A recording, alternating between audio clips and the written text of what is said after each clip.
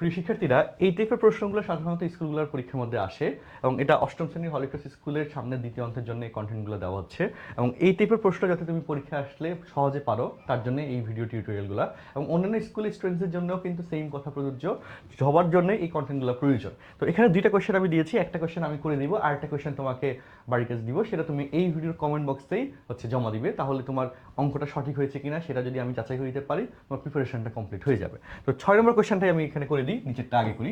X plus 1/x equal to দিয়েছে 5 হলে এত এর মান নির্ণয় করো। তো কোয়েশ্চেনটা দেখে মনে হচ্ছে যে কীভাবে সলভ করবো, এটার সাথে তো এটার কোনো মিল নেই। তো এই মিল নাই যেখানে, সেখান থেকে অঙ্কটা সলভ হবে। তো আমরা সলভের জন্য দেওয়া আছে দিয়ে 6 নম্বর কোয়েশ্চেনটা দেওয়া আছে দিয়ে, এর আগের কোয়েশ্চেনগুলো কিন্তু আমি ভিডিও টিউটোরিয়াল আকারে অলরেডি পোস্ট করেছি। এই কোয়েশ্চেনটা আশা করি তোমার কাছে কঠিন লাগবে না। তো চলো, দেওয়া আছে, কনসেপ্টটা বুঝে নাও। এক্স প্লাস 1/x ইকুয়াল হচ্ছে 5। এবার এটাকে লসাগু করে দাও।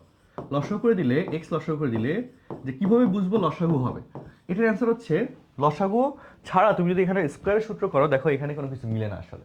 তো আমরা একটা ওয়ে হচ্ছে লসাগু করা, সেই লসাগুতে যাচ্ছি। তো লসাগু করলে লসাগু করে দেখো, যে 8 গুণ করে দাও, x square plus 1 equal to 5x আসে। অ্যান্ড প্রশ্নে দেখো এক্স স্কোয়ার প্লাস 1 আছে।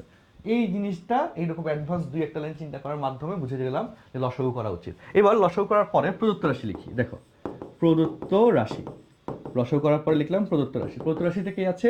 X by X square minus 6x plus 1।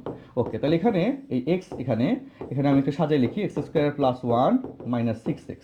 ওকে, তো এক্স স্কোয়ার প্লাস 1 লক্ষ্য করে দেখো, উপরে হচ্ছে এক্স, এক্স স্কোয়ার প্লাস 1 তার ভ্যালু হচ্ছে 5x, এক্স স্কোয়ার প্লাস 1 এর ভ্যালু হচ্ছে 5x আর মাইনাস হচ্ছে 6x। আচ্ছা, তো এখন আমাকে বলো এক্স উপরে 5x থেকে 6x বিয়োগ হলে মাইনাস x থাকে, x কাটা গেল, সমান থাকে -1। এটাই হচ্ছে তার মান, অ্যান্সার। আশা করি তোমরা এই রকমের যে কোনো কোয়েশ্চেন আসলে মাথা ঠান্ডা রাখে তুমি অঙ্কটা সলভ করতে পারবা। সো পরবর্তী টিউটোরিয়ালে তোমাদের সাথে নতুন কোনো কোয়েশ্চেন নিয়ে হাজির হচ্ছি।